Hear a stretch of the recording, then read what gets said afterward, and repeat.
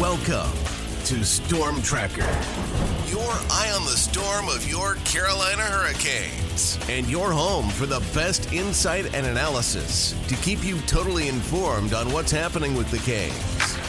Whether it's the latest news on the ice or off the ice, we've got you covered.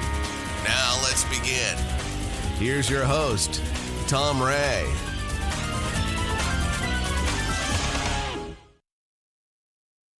What an amazing 2026 Olympics for the USA in men's and women's hockey, winning gold in both in scintillating fashion.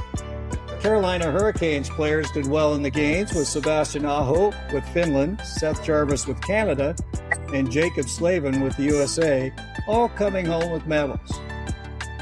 While they were gone, Canes general manager Eric Tulsky was busy signing goaltending phenom Brandon Bussey to a new 3-year deal.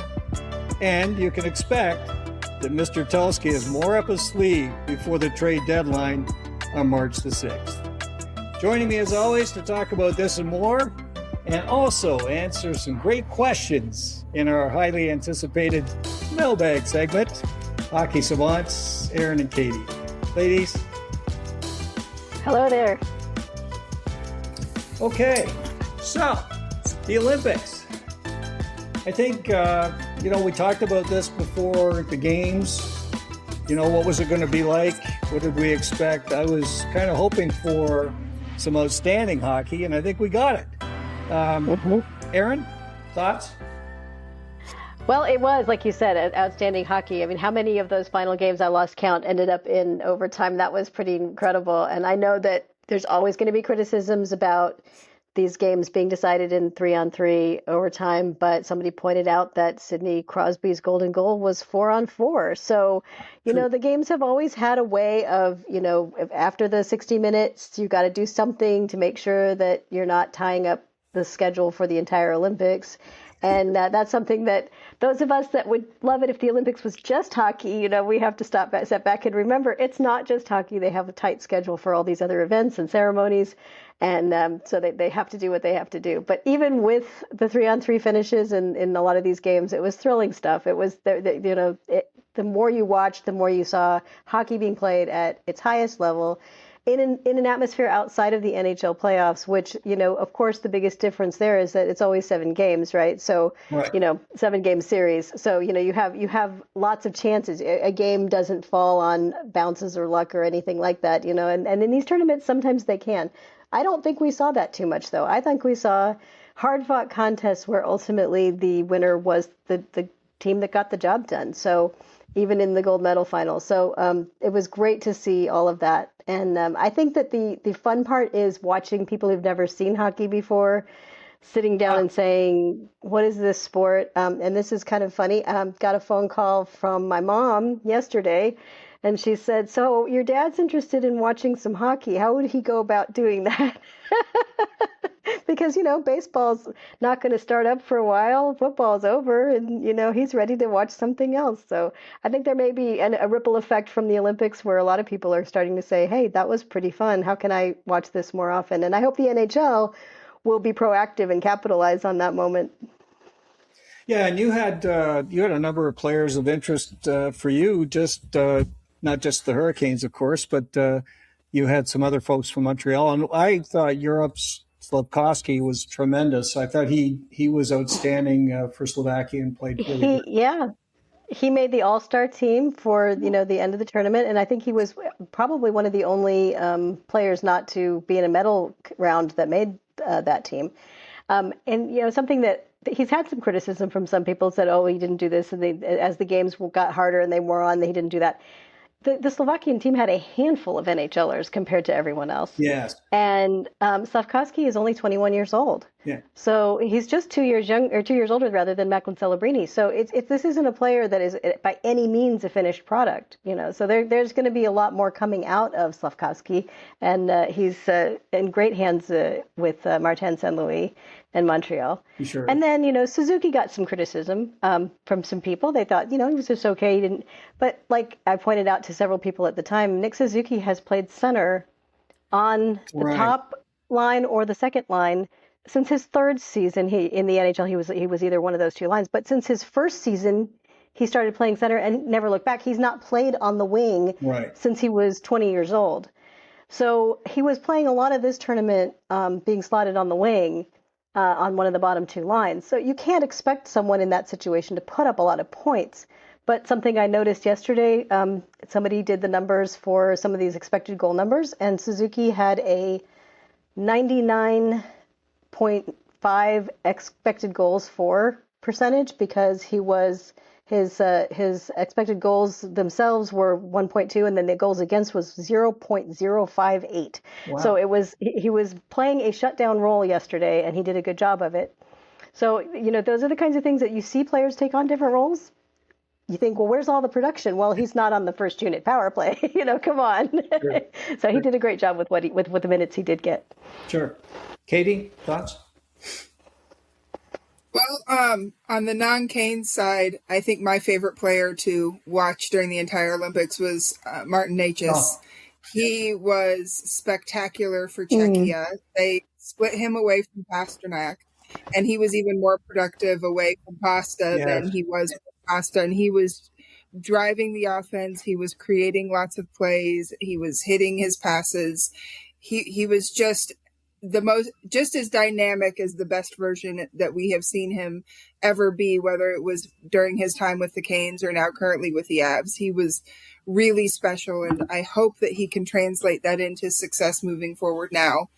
The Avs boasted, I think, almost twice as many goals scored by them as any other NHL team's players. Wow. They a ton of offense across the board for other teams. And, Nathan MacKinnon, despite being extremely ill this past week, had a very solid tournament. Yes. Cale Makar was good. It was a really enjoyable tournament to watch. Probably my favorite line to watch, though, was Aho with Lehkonen, because then I got my Avs fix and my Canes fix at the same time, and they looked really good together, whether it was with Rantanen or without Rantanen after he was with injury. That duo performed spectacularly together. They were like two peas in a pod out there, shutting down the other team as well as creating chances and scoring goals for the Finnish national team on the way to bronze. So it was a fantastic tournament. And the other great thing was getting to learn new players like the Slovak goalie Hlavaj. Oh my goodness. It was just such a fun story and fun to watch. Leonardo Giannoni. Yeah, Giannoni for the Swiss team, and some of these other dynamic players that because they play in the European leagues, we don't get to see as much. Or they're, Hlavaj plays in the AHL. Yeah, he's with Iowa. So if you're not a big AHL follower, he's not a well-known name. But that was another piece of it too, is with some of these other teams just getting to see these other players and personalities embracing the opportunity to play on this kind of a stage. Yeah, for sure. And I really enjoyed, watching Switzerland and Slovakia and even Czechia to some extent because of some of those players you're talking about. Like, I was really, really cheering for the Swiss because, they were up against it like the other teams. They had a chance to get on to, the final round and so on. And I was really kind of watching them. They had players like Jaeger and Schmid and all these guys. You haven't seen them before. And they looked the part. They were fine. They were great out there and making some wonderful things happen. Now, something I found interesting, this is kind of a sideline, watching some of the games, and particularly early on in the tournament, there was a British announcer that was doing the games, and it was really kind of refreshing. I thought it was kind of fun. Because, sometimes, the announcers that we're used to, they just talk and get on all kinds of stuff. And he was kind of laid back and he'd use some different terms. I just found that kind of fun. And I was hoping he would do more games because whenever I could get his version of the games, I rushed to them. But, other people said some of them really liked it and some said he hasn't got a clue.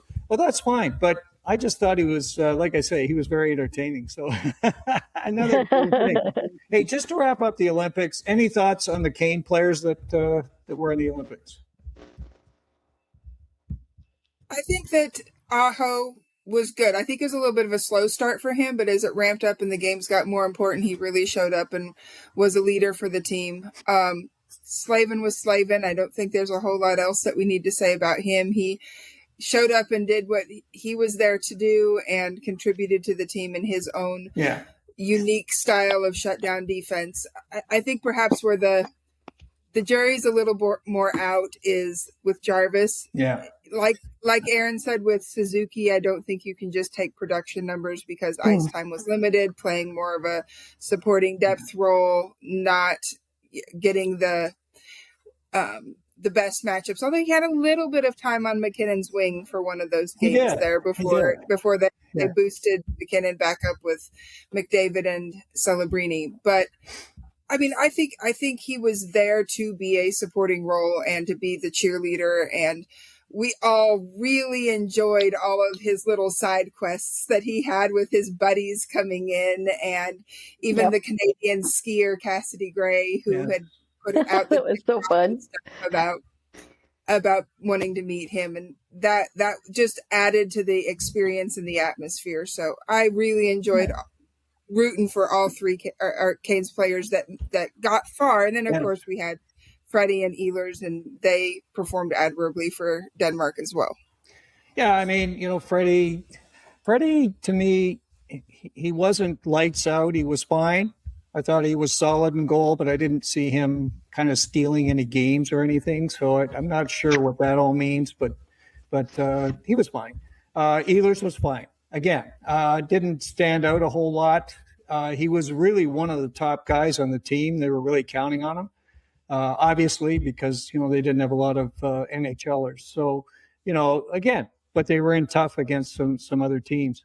For me, hey, listen, that last game with the U.S. and Canada was just unbelievable. Canada played an outstanding game, could have easily have won, and then the U.S. pulled off the win in the end. Either team, it was great. And great for hockey, as you said too, Aaron. I think it's a wonderful thing. So, yeah, lots of fun.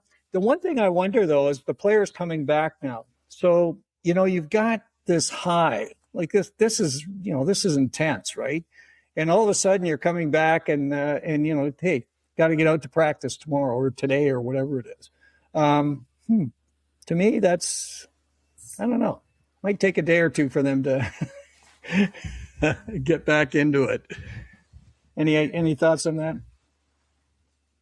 Well, I know that I'm looking at Thursday's game against the Lightning and thinking it's you might see that on both sides. There were players from both teams, of course, that were over there, and I have a feeling that for those players, it's going to be a little bit of a adjustment to get back into the swing of a regular season game in the NHL. I think that we may see just in general. I mean, those first games back, there's always some rust involved, and I think the good part is that both teams will probably be a little bit rusty. And, the one difference for the Canes is that the Canes head coach was not also over there in that atmosphere. And, John Cooper is going to have to do some mental adjusting, we just want to beat them. We don't need to kill them, that kind of thing.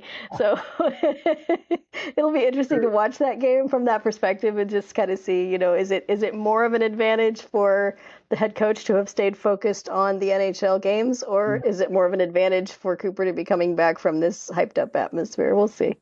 Well, and the other players coming back from Cabo or wherever they've gone for their week vacation, they'll take a few days as well to get their sea legs back. Okay, let's move on to something that I think was exciting while the Olympics were going on. And of course, that was the announcement that Brandon Bussey had signed a 3-year deal with the Canes at $1.9 million per year. Bussey, again, third in the league in wins with 23. He's second in the NHL with a 2.16 goals against average. He's got a great .906 save percentage. I think that's wonderful. Katie? Oh, I think it's fantastic. Did any of us expect the AAV to be that low? No. That's what left me flabbergasted. 3 years. Yeah, 3 years right there.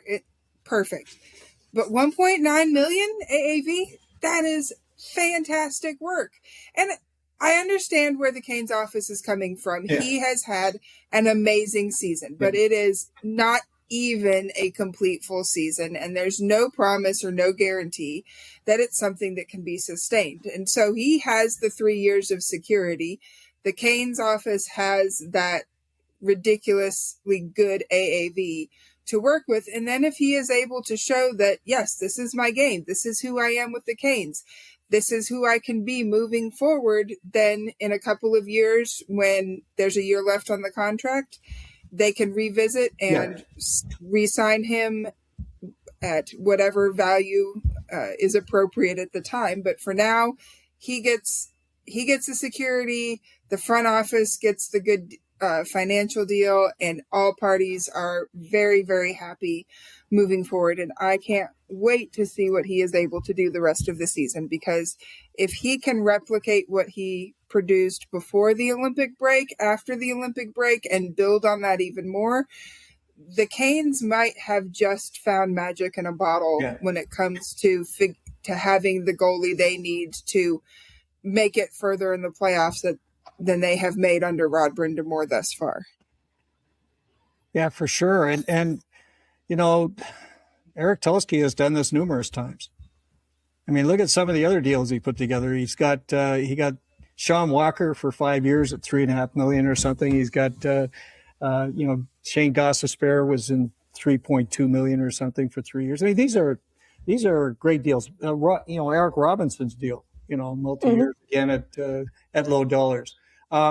So he's really made a habit of signing these guys. And also, if you look at some of the long-term deals he pulled together for Stankoven and Blake, those could turn out to be insane. So he's definitely a guy that knows how to, pitch his case and make it work. Now, on the other side, and we know this is part of what Brandon Bussey was talking about, is look, he's got a 3-year deal. He's a millionaire now. He's getting a good upfront part of this contract, which is great. And he's getting married. So this is all good stuff for him. He doesn't have to worry about riding the buses. He doesn't have to worry about being sent back to the American Hockey League. All of a sudden, he's in the midst of a strong playoff opportunity, and he's a millionaire. So this is good stuff. I think, one of the things that we'll talk about as we get into looking at the playoffs and what might have to happen before then, the fact that Bussy is in there now as such a strong goaltender changes the rules a little bit for the Canes. We've had this thing where, we get in there and somebody gets injured or somebody's not playing well, and all of a sudden, you're in a world of hurt. And, Bussy right now is playing at such a level that he could stand up against, the Vasilevskis and the other top goalies was Bob in the past, Bobrovsky, who don't know if he'll even be in the playoffs. But those kind of goaltenders that you're going to face. And I think this could be exciting for the Canes. So let's move on to the mailbag segment. And there are some questions about Brandon Bussey. And the first one from Canes and Dogs says, is the Bussey-Andersen goalie combination going to be enough to get the Canes to the Cup finals? Or does Tulsky need to acquire an NHL backup? And that's coming from Steve. Aaron, you want to kick that off?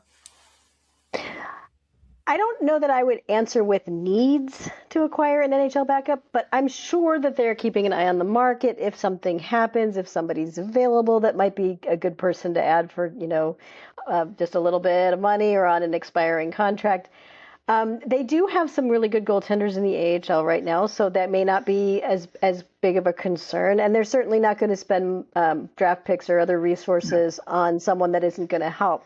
The only reason I could see them exploring that market and being open to the idea of adding is because of the uncertainty that always seems to come up around Frederik Andersen in terms of his health. Now, he's been very healthy this year. He just finished playing in the Olympics, like you said. He's not...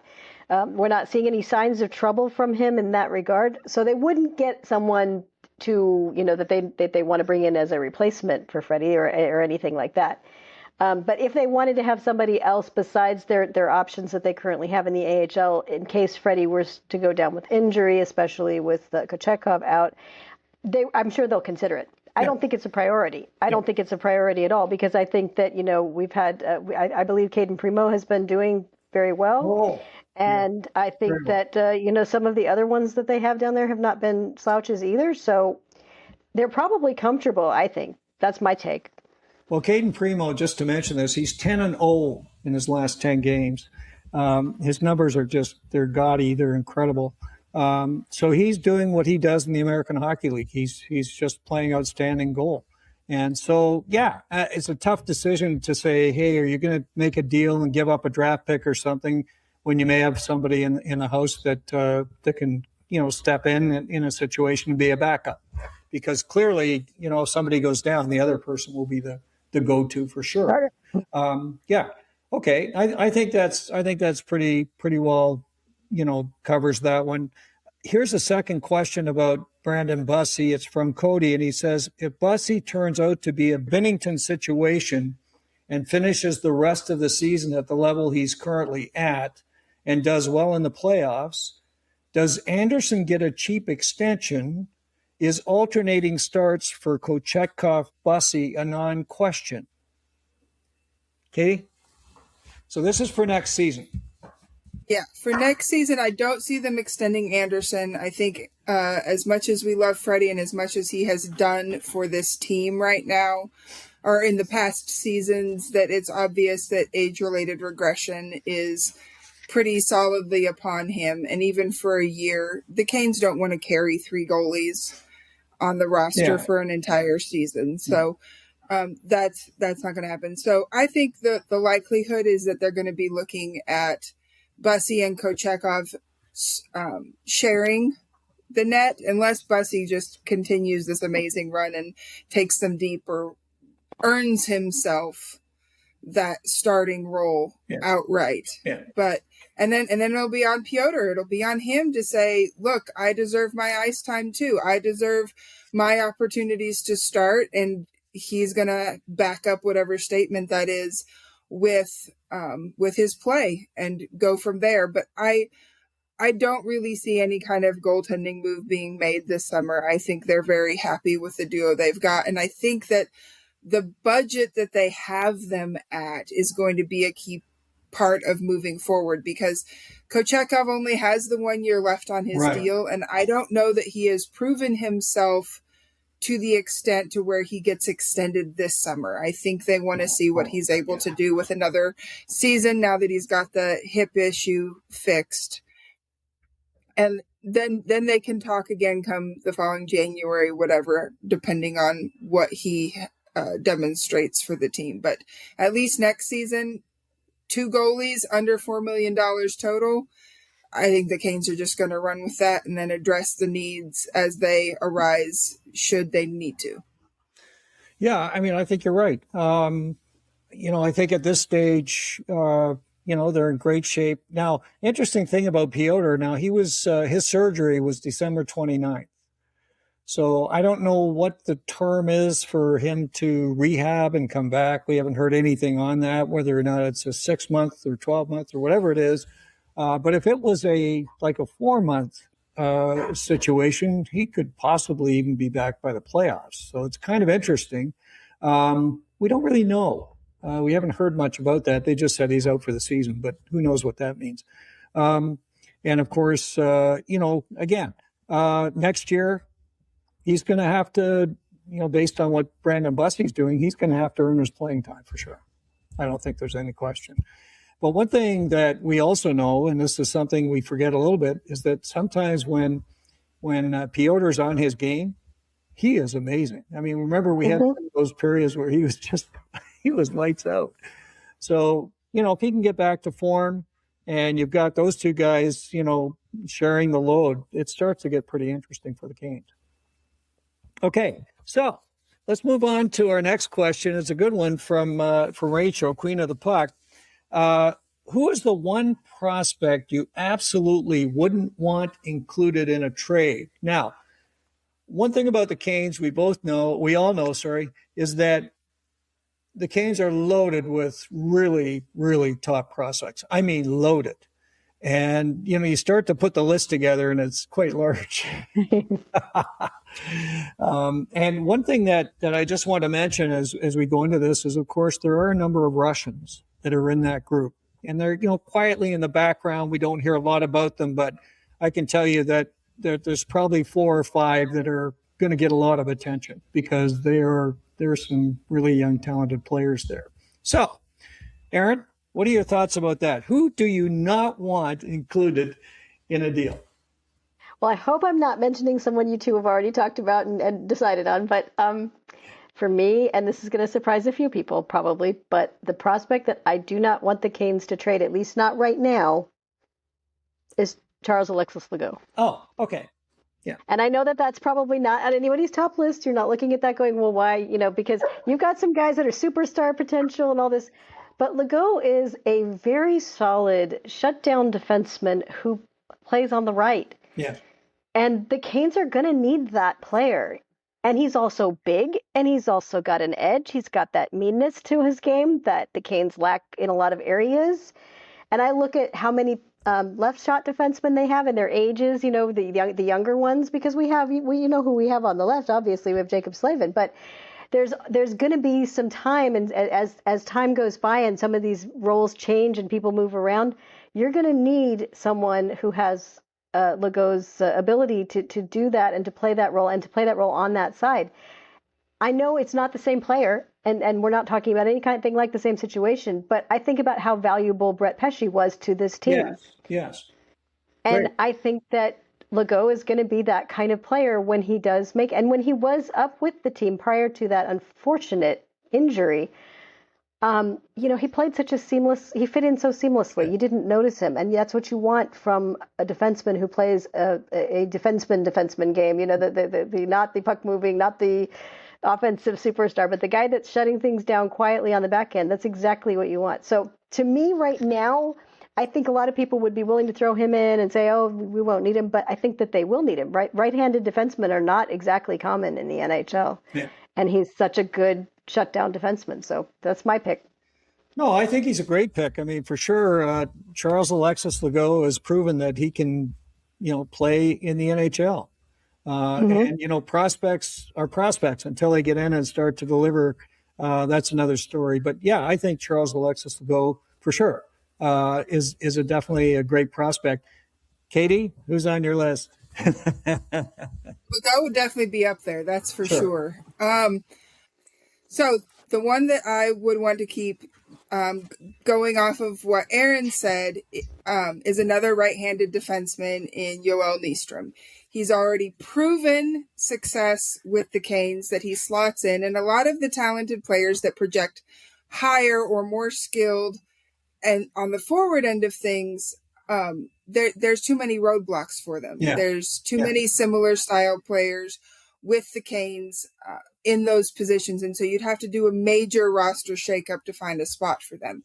But we know with Nyström that he already fits. He already makes sense. He looked great with them when he had to fill in with the injuries earlier in the season.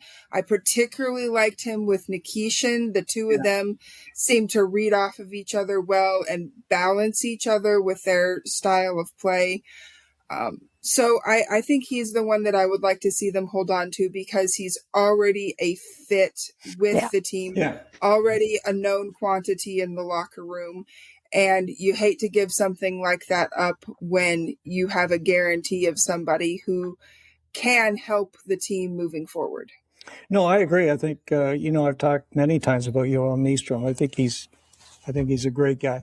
You know, the Canes have so many great ones. I mean, you know where I'm going to go, and I always do, and it's Bradley Nadeau. I just do not want to see Nadeau leave this hockey club, because I think he's one of those players that he goes somewhere else and you go, why did we let him go? You know, like he's just too good. And everything I'm hearing right now, you know, is that his defensive game has just come miles. He is a full 200-foot player, and he's still got that offensive, you know, magic that separates him from so many players. I mean, he's just incredible. I don't know if you saw recently, he scored another beautiful goal in the weekend, one of these ones where it comes on a stick and it's gone instantly. So, yeah. But, you know, there's Charlie Serrato is another one that's exciting to me. Felix Ungersorm has had a phenomenal year this year in Chicago. So he's starting to show the promise we saw a couple of years ago at camp. There's so many of them. And there's a couple of, you know, Russian defensemen we're not talking about. I mean, we've got, you know, Kurban Limitov is a guy that's looking pretty good. You've got Timur Cole is another one. You've got other players like Badinka down in Chicago. These guys are young players that look really exciting. So, yeah, It's a tough question to answer, and I hope we did to some extent, Rachel, but it was a tough one for us, and just too many great prospects. Okay, so as expected, we did get a lot of questions about the trade deadline, and you know what? It so much of it ends up in the same place, which is, what do the Canes need to do, and what, who are the players that they might get that would help them do it? Let me read 3 questions. I think we can answer them in the same discussion point. One of them from Kaniak. He said, do the Canes finally trade for a 2C? If so, do they make a big splash, Thomas or EP40, or do they go rental? I think that's an incredibly smart question. That's right on, and we'll talk about that. Steve says, I'd love to see a reunion with Trocheck. Tulsky and Drury aren't adverse to making deals. Thoughts on this, and what would go back to New York? Okay, so we've got EP40, we got Thomas, we got Trocheck. People are definitely talking about centers. Mark Hosen says, looking at possible centers and wingers, he says Batherson after next year is in the UFA. So Robert Thomas, Nick Schmaltz, Ryan O'Reilly, and then he mentioned some wingers, Jake Neighbors and Blake Coleman. I think the big discussion right now is, do the Canes go for a home run, or do they just kind of add kind of around the edges? I mean, the lineup is set. There's not really a hole anywhere. You can't sit there and say, we got to take, we've got a weakness here. In fact, you've got extra players that are going to be sitting out here shortly. So where do we go with this? Aaron, you want to kick it off? Well, I think that, like you said, that the big question is, how are the Canes, approaching this deadline, and what do they see as the need for the team, and how are they going to try to fill that need? I think that there's no question, especially after watching Olympic hockey, you cannot have one scoring line, and the Canes are in danger of that becoming the case, because even though we've seen Jordan Staal have this resurgence as a goal scorer, I'm not counting on that in the playoffs, when his job will be to shut down the other team's top lines. And I don't think that, I genuinely, I have to disagree a little bit with what you said earlier about Ehlers. I noticed Ehlers every game that I watched with Denmark. Again, a team that didn't have a lot of NHLers in the roster, so I thought that he was one of those that was really trying to put the team on his back, and he did get some nice, goals and a lot of good chances. But that was the kind of thing that made me say, we're playing this guy right now on our third line with Jordan Staal and Jordan Martin. He really should be on the second line, but then that puts us back into the question of who's the 2C. He can't be a second line player if your 2C is Logan Stankoven. Right. So we have to ask that question and see what they do. I think the Canes will try to go for a home run trade. Okay. I think they will try to go for someone in the Thomas or EP40 or one of those players that you just would love for them to get, because Eric Tulsky, his philosophy isn't to look at the Canes and say, well, we could get a little better here, we could get a little better there, we could, his philosophy is, I will make any trade I can to make the team better. Right. As a whole, so he's looking at the whole team and saying, what do we need to be better? I don't know how you look at the team and answer that question in any way that doesn't involve 2C. Yeah. And as much as you could see them doing another stopgap, they've done it in the past. It all depends on what their goal is for this year.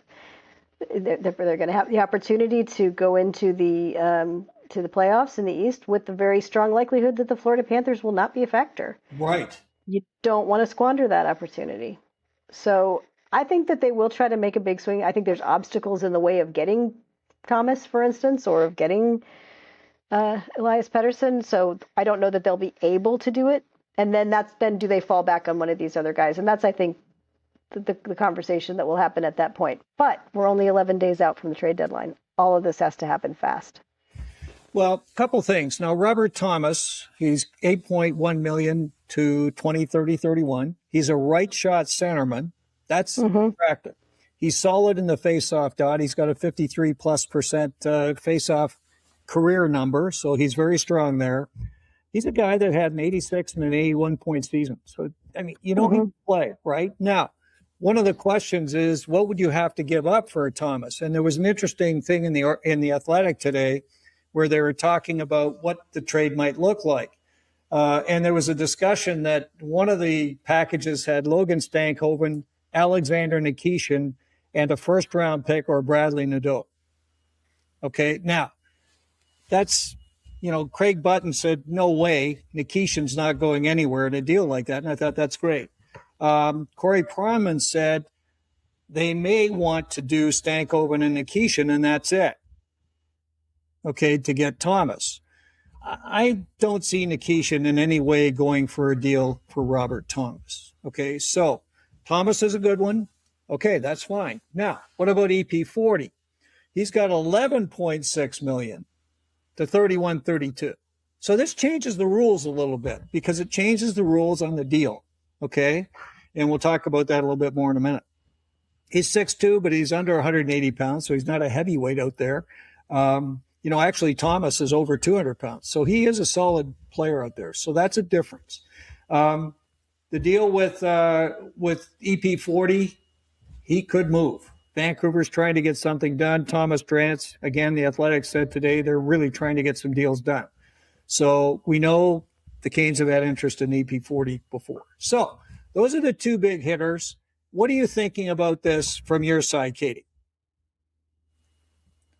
Well, for those two, those would all be fine. Again, you'd have to craft the right deal, the right amount. But if Tulski were to go big, because I don't think he wants a horizontal move that just ticks up the box just a little bit.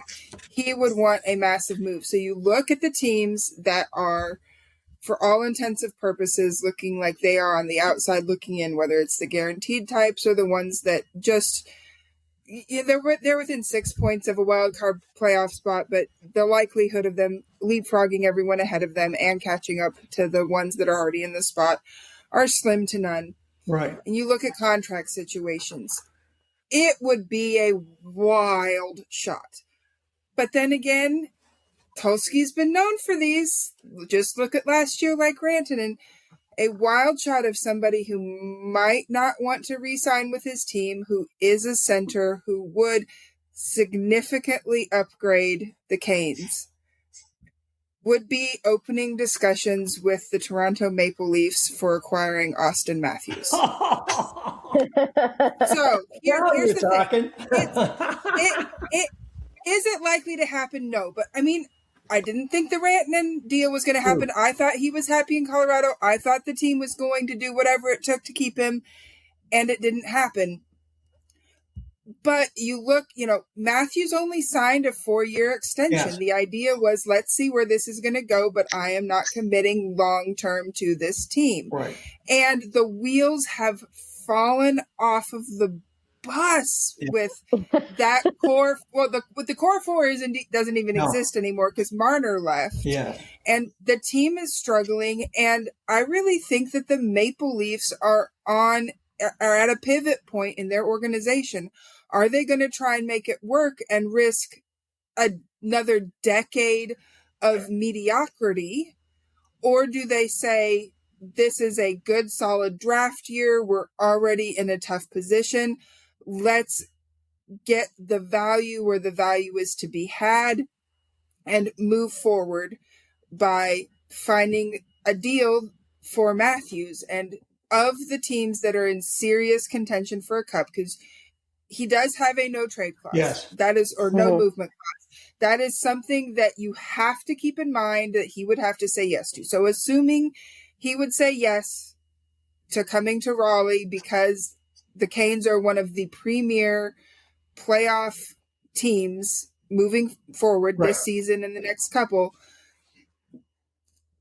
The Canes are one of the few, if not the only, high-level playoff teams that actually could absorb that $13+ million contract. Yeah. They could handle it this season. They could handle it next season. It would take a gigantic package for him, but think about what Dallas sent back for Rantanen. Okay. Because Rantanen is a proven playoff player. Yes. He's not a center. He's a proven playoff player. Matthews, not so much in the playoffs, but he's a center. So what did the Canes get back? They got back a middle six roster player, 2 firsts and 2/3, I believe. Yeah. So So think of a similar style package, but more in the sense of prospects and less in the sense of picks. This is a trade where you would trade Nikishin. Okay, so it is absolutely and Nadeau. Yeah, I think you're right. Because then you fill two needs that the Maple Leafs would have. Yeah. They need a scorer and they need a cornerstone for their defense because their defense has just been a mess for a while now. And to have somebody that they could build around like Nikishin would be extremely meaningful for them if they were to enter rebuild mode. So there are a lot of things that would be working against such a trade, but there are also a lot of things that would say, if there is a climate for this kind of a trade, the Canes would probably be trade partner number one for the Maple Leafs in that kind of a scenario. So if you're going to do a go big or go home swing kind of deal, that's the one that's there. That would be incredible, Katie. I can't believe that you put all that thought into it. I think that the biggest change that would mean, though, is that that Austin Matthews would come into play 1C. He would not come into play 2C. And then Sebastian Aho would be the Canes 2C, which is something a lot of people have thought he should be anyway. And all of a sudden, all of the pieces fall into place. That would be an incredible coup if they could pull it off. But I don't know if the Leafs are looking in the mirror right now, 11 days away from the trade deadline. I don't know if they've reached that point. It is something I could see happening over the summer. We didn't know that was the case with Rantanen either. So this is true. I mean, here's a couple things about Matthews. He's not having a great year from his standards. He's got 26 goals, 22 assists in 51 games. I mean, that's not Matthews type numbers. He's had two 60-plus goal seasons. He had 106 points in 21-22, 107 in 23-24. Look, one of the big things about Matthews was his relationship and his ability to play with Mitch Marner. I mean, Mitch Marner is an incredible setup guy, and he was responsible for a lot of the goals that Matthews scored. And as you said rightfully too, Katie, the big four is gone. And don't forget, you've got Tavares who's getting older. All of a sudden now it's down to Matthews and Nylander, William Nylander. Things have changed, and if the folks in Toronto are smart enough, they would do what these other teams have done, like San Jose and Anaheim and some of the other guys who said, look, we just have to give up the ghost. Okay, we got to go. We got to get some high draft picks. We got to get some top prospects. And they would have a ton of cap space. They'd be in a position where they could do an awful lot to start to rebuild the hockey club. But the trouble you've got, along with the whole question of Matthews and so on, is, playing in Toronto, if you went to the Toronto fans and said, we're going to be the next 3 or 4 years rebuilding our team, that would be unbelievably difficult. They're always kind of hanging on. And, I don't think it's out of the question because I never thought I'd wake up one day and say that Mikko Rantanen was in the Hurricanes uniform. So never say never. The nice thing is that Matthews actually makes more sense on the Canes than Rantanen does. I mean, he was quiet offensively for the U.S. team in the Olympics, but they kept talking about how strong he was on the back check and defending and shutting down other teams' top guys. Do you know of a coach who would like somebody who was good on the back check and responsibly defensively? And I mean, and you talk about him missing Marner, that guy who can find him, can set him up, has a good vision of the ice. I think I know of a winger who would love to have a center like that he could just be teeing up all over the ice and have the skill to get the puck through to him. I mean, I think you're talking about. Is it a pipe dream? Is it a pipe dream? Almost assuredly it's a pipe dream, but it's a pipe dream that, at least in the circumstances in which we are at in the NHL, as the landscape currently exists, is one that could happen. Oh, I think it could. I certainly think it's not out of the realm of possibility. The other thing that I like about bringing in a guy like Austin Matthews, I mean, he's a great player, but he brings size too. So, he bring another big centerman to the mix. He would fix the center spot in a big, big way for the Hurricanes. The other thing that's interesting, of course, he's out of Arizona. And, sure, he's played in Toronto for a long time, but, maybe he'd like a change to a smaller marketplace where he can be the guy, like he would be. I mean, he'd be the guy. So anyway, lots of fun. I like that. That's a great conversation, and it makes it a little bit more interesting. We keep getting the same names. You know, the B group, we know who they are. If they can't get these guys, do they fall back to Vinny Trocheck, who I thought looked solid in the Olympics? He was fine. Do they go for a Ryan O'Reilly? We love O'Reilly. You know, he's not a quick skater, but he's a smart player, and he's having a great season. You know, I wouldn't be upset if he joined. But there's not much after that. You know, you're not going to get a Charlie Coyle because they're going to be, I understand now, it looks like Columbus. They're signing him. Those guys are trying to sign them. So they're not coming over. So you're down to just a few. And I think right now, and I agree with you, that they're going to go for a home run. So hopefully it's the big home run would be Matthews. But I'll go for a smaller triple or whatever with EP40 or, of course, Robert Thomas. Now, next question from Canes and Docs. He had another one for us. He said, if the Canes are not able to get an impact full 2C, do you think they try to beef up the second line with a larger physical forward that can finish? Okay, this is another loaded question. Katie, why don't you kick this one off? That one is tricky because the assumption then, if you can't get a 2C, is that Stankoven is still filling that role, and who do you have that complements him as a center? Who can you get? It's not just enough that he be big. Yes. In order to complement Stankoven's lack of big. And finishing is it's so tricky because the way that a player profiles and plays and produces in one system does not mean that it's going to translate to another system.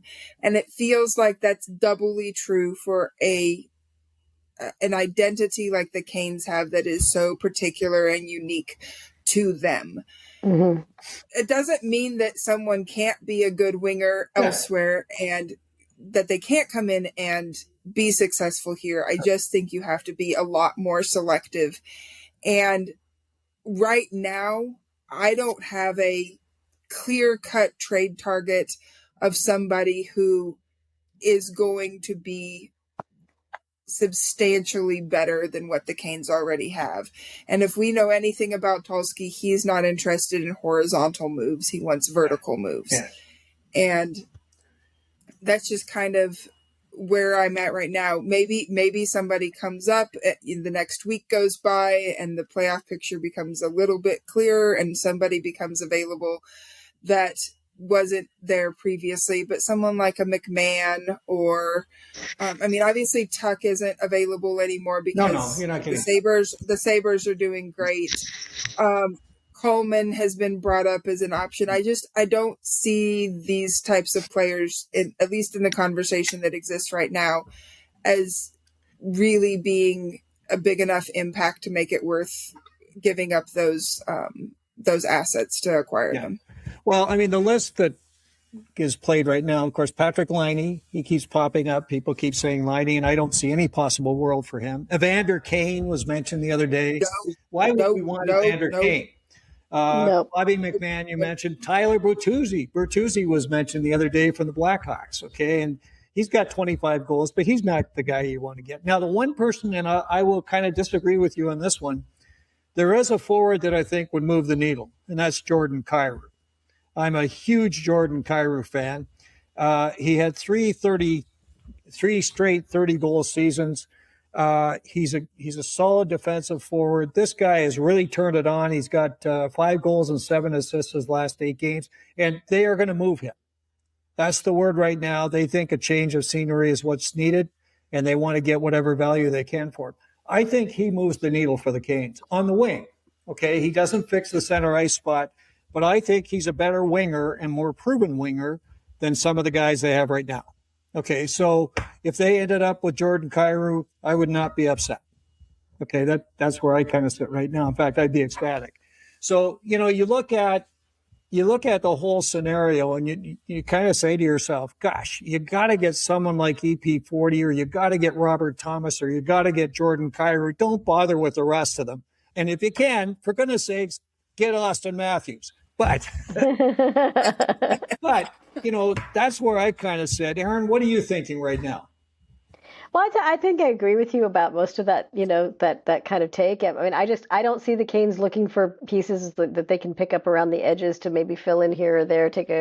They're not in the position anymore, and I think this is something that's a little bit hard for some longtime fans to understand, because I've had some conversations out there with people that have been around for the dark years, and they'll see names pop up and they'll say, what about this guy? What about that guy? I had someone ask me not that long ago, what I thought of Kirby Dach, who is on his last year with the Habs. Would he come to the Canes? Would it work? He is a very big player. Big guy. He's capable of playing center and wing. I think he's better on the wing, quite frankly. He gets injured too often at center. But that's the whole problem for poor Kirby Dach, is that his career has been so riddled with injury that he hasn't been able to play sustainably at any point during his time with the Montreal Canadiens.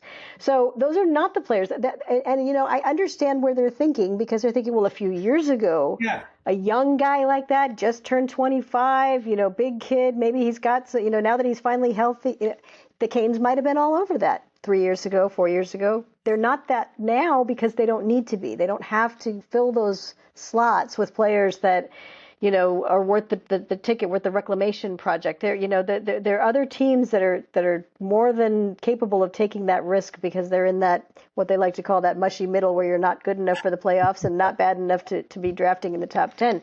Those are the people that will pick up a reclamation project like Kirby Dach. They will not, the Canes will not be in the mix for anybody like that. And that's why when you look at some of these players, it's not that they're a reclamation project, but you look at their ages. Many of them are on the wrong side of 30. Yeah. And that is not something that the Canes are going to want to add to when they're going out of their way to reduce the age of the overall roster rather than increase it. So I agree with you. I think that they'll make a big swing for somebody who might matter. Yeah. If it doesn't work out, they'll fall back to what they have. The only concern I have then, though, is that I feel like they really do need to have some options, maybe in the bottom six, maybe they would pick up somebody that would play, in the bottom six at center.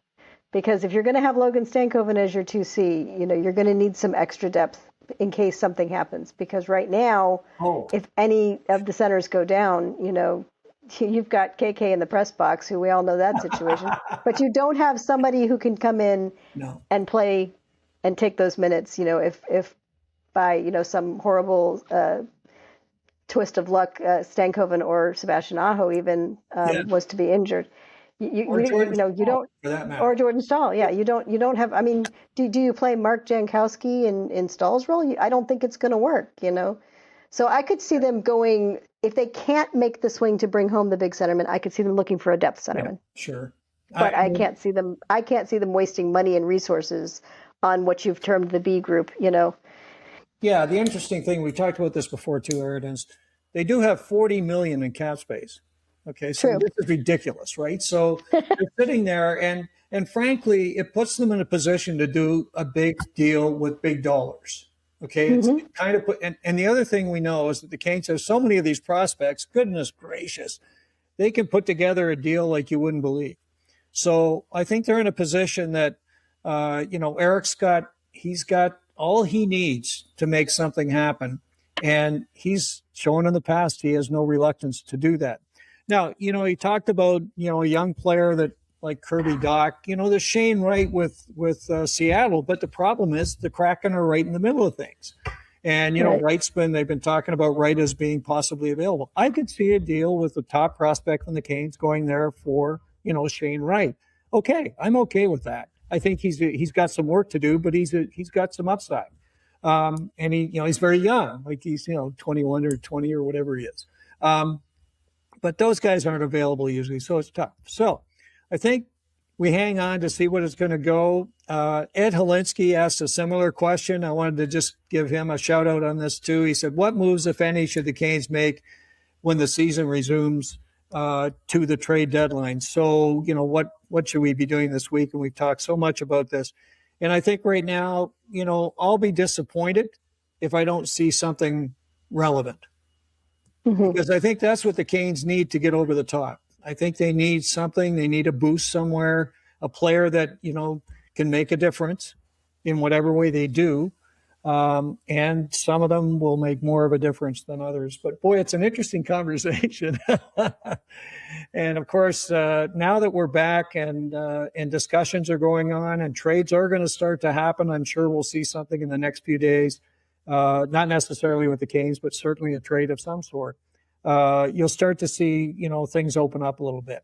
The problem we wrestle with, and I saw it noted again today from a number of folks, a number of sources, is that it's still too tight for a lot of these teams. They're still in the mix. Mm-hmm. They want to get in the playoffs. It's important for their franchise. It's important for their fans. They're just not ready to make those moves yet. And so do we hang on to, 259 on March the 6th and then the trades start popping in? It's going to be crazy. Anyway, lots of fun. And, an interesting question we got from Cody, and I think this kind of plays into all of this as well. And Cody said, Tulski's influence on the team's play style and roster selection is already being felt. Where's the ideal sweet spot in Tulski's vision and Rod's two-way mindset? That is a great question. And I think it's material to the kind of moves the Canes are going to make. Katie, you want to kick it off? I think that is a fantastic question, and it is definitely very key, because if we look at the way that Tulski operates, he is a numbers, stats, data kind of guy when he is looking at all of these different options and these different players, as well as weighing the value against the cap and the dollars and that sort of thing. Whereas Rod is very much a eye test sort of coach. The results on the ice are what they are, that sort of old school, shall we say, type of individual. So yes. It seems like they are polar opposites, but every time you talk to Tulski about Rod or to Rod about Tulski, it's obvious that they have a ton of mutual respect for each other and belief in what the other one brings to the table. And so I think the sweet spot is Tulski finding the players that have the skill and the personality to play within Rod's system, but that elevates the team beyond just the same old, the tried and true. I mean, let's be honest. There's a reason the Canes have been this successful for this long. Yeah. They have not gotten over the hope, but they have had a turnaround because of Rod Brind'Amour. Mm-hmm. And you can't divorce any decisions from that particular fact. So that's what Tulski is going to keep in mind. But then Brind'Amour obviously respects Tulski's ability to do the analysis, but he's the one that has to implement it. He's the one that has to make the theory become practice, become reality. And as we have seen, let's go back to the Rantanen deal. When Tulski was first getting his feet wet with all of this, it was a fantastic deal. And there's a lot of things we can point to why it didn't turn out the way we would have all hoped. But a lot of that had to do with the fact that there was a disconnect between who the player was and who the coach is. Yes. Mm-hmm. Yeah. And so any deal that is made going forward, whether it's Thomas, whether it's Pettersson, whether it's Kyrou, whether it's Matthews, or anything else, that Brind'Amour has to be at front of mind. And I think Tulski has figured that out. Yeah. So I think that sweet spot is there. It's just about finding what can be done and for what price it can be done, and then getting Brind'Amour to figure out how that person best fits within the system that he's already created with the Canes. And I think they're there. I think they're close. I don't think we're going to see another Rantanen type deal where it all kind of falls apart and there's egg on the face in some respects. Yeah. So we'll see. We'll see how it goes forward. But I have a lot of faith that sweet spot's, we're pretty much there already. Yeah, I don't think Eric wants to get to the trade deadline and have to cobble together another deal that, oh my goodness, and get something out so he doesn't end up with nothing. That was a tough situation for him. Aaron, any thoughts? I think Katie covered a lot of it, just beautifully there. You pretty much said it all. I think that the only thing that I would add here is that I found it interesting that Mikko Rantanen's comments after Finland lost in their bid to advance to the gold medal game.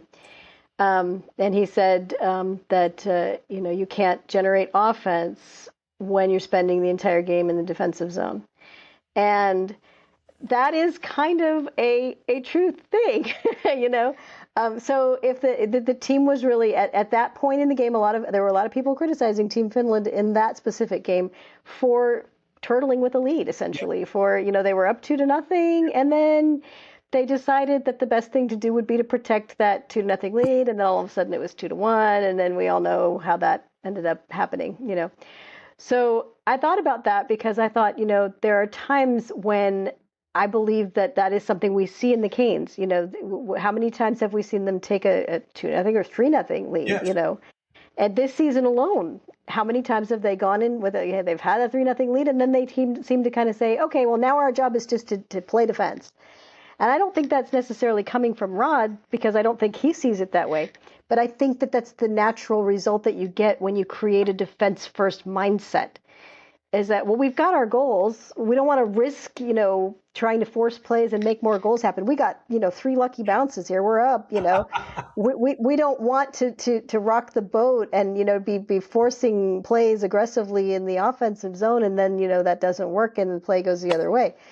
But, there's that balance. And I think that's, if anything, that's what where Tulski and Rod Brindamore will be coming together and finding that balance between the players who are capable of continuing to play aggressively in the offensive zone with a defensive mindset. That's not everybody in the NHL by any means. No. It takes a special kind of player to be able to keep that mindset balanced. No, exactly. And I think, again, you're right on, both of you, I think, are right on the point here is that, it's going to have to be a player that can work both ways and can play Rod style, but also brings the skill and the performance. And, one of the things that I look for in any of these moves is if we can get some kind of significant player, take some pressure off Aho tremendously, because, he is just carrying so much now. He's carrying a ton of defensive responsibility, as we know, and he's the guy that has to drive the offense. He needs some help. So, It's interesting because as we get our closing remarks and take a look at what's coming forward, I thought there was an interesting situation where, the first week of March, the Canes are on a road trip. They have 4 games. Mm-hmm. And wouldn't it be great if they made the trade before then and they had their new players so he could go on the road with them? Because that's great, right? They get immediate bonding. They get a chance to play with the team and so on. I think it's just a hopeful wish, but who knows? So anyway, they've got the road trip coming up very, very quickly here. So what are we thinking as we look ahead to the coming days? Aaron? Well, you mentioned the road trip, and I was actually going to mention it in a different way. As we all know, the trade that originally took Martin Nečas and Jack Drury and sent them to the Colorado Avalanche happened when the Canes were on the road. So I was looking at that and looking at the deadline and thinking, gosh, they're going to be in Vancouver, Yeah, they are. So, I mean, you kind of wonder if somebody, if something's going to happen, somebody's going to get traded while the Canes are traveling, and, what that would be like and what that would involve as far as the players going the other way and everything else, because we've seen it before. It did happen before. So they're certainly not uncomfortable making that happen in a situation where the players are not at home. So it's something to see. And I mean, I think that what I want to see coming back, I don't have much concern about the next 2 games at home. I mean, I think that the Lightning will not be an easy game to play, but then again, they're all coming back from the Olympics, like you said. I don't think that game could go anyway. That game could be complete chaos. So we'll see what happens with that. And then hopefully by Saturday's game, they will have settled down and everybody will just be playing hockey again. But I do want to see a really strong road trip from them. 3 of the 4 teams are going to be playing Seattle, Vancouver, the Edmonton Oilers, and then the Calgary Flames. They should win 3 of those at least. They should. So, that's my take is that, if they win 3 of those 4 games at a bare minimum, then they're in a good place, and we may not find ourselves worrying too much about what did or didn't happen at the trade deadline. True. Kate? Regardless of what happens with trades and that sort of thing, I just want the Canes to really dig into and create who they are as a team and distill it down to its absolute essence. Yeah. They spent so much time at the beginning of the season just trying to tread water with all of the injuries, especially the ones on defense. And now they find themselves in a position coming out of this Olympic break where they are healthy. It looks like they could even have Robinson back sooner rather than later, if not the very first game against the Lightning, then shortly thereafter. Yes. The way he's been practicing with the team, they are healthy. I mean, Slavin has been back. He looked good over the Olympics. Doesn't seem to be any worse for the wear. And the Canes' stats with him in the lineup have been absolutely phenomenal. Just so good. So I want to see them really pull away. I want them to put an iron fist around first place in the Metro and grab it and not let go, not look back the rest of the way. And then decide just how important first in the East is and use the time and the space that they have to get the team ready for the playoffs and get their skilled guys doing what they need to do, get their role-playing guys to do what they do, and really make themselves the team to beat out East, because I think they could do that and not break a sweat too hard doing that. Yeah, I agree. Just one funny thing is it would be crazy if EP40 is told, hey, you're not going in that dressing room. You're actually going in that dressing room. I had to throw that in there. Like did. Anyway, okay. Well, it wouldn't be a surprise because he does have that no move clause, so he would know. But still. That's true. It won't be a surprise. Yeah, I think the next couple of weeks will be great fun. We'll be back shortly after that, of course, to talk about whatever's happened at the deadline and what happens on the road trip. But for those of you who've been watching or listening, we've had a lot of fun today, and it's been certainly a spirited discussion. And we thank you so much for spending time with us. As always, it's very enjoyable. And of course, if you like the episode and you want to say thanks in that regard and say that you liked it, please do that. If you have comments or questions, or you want to talk about the trades that we're talking about here, please do that as well in the comments section. And finally, if you want to be alerted of future episodes of Storm Tracker, please press the subscribe and the bell buttons, and you'll be made aware just as soon as they are available. As always, we thank you so much for spending time with us, and we look forward to getting together with you real soon right here on Storm Tracker.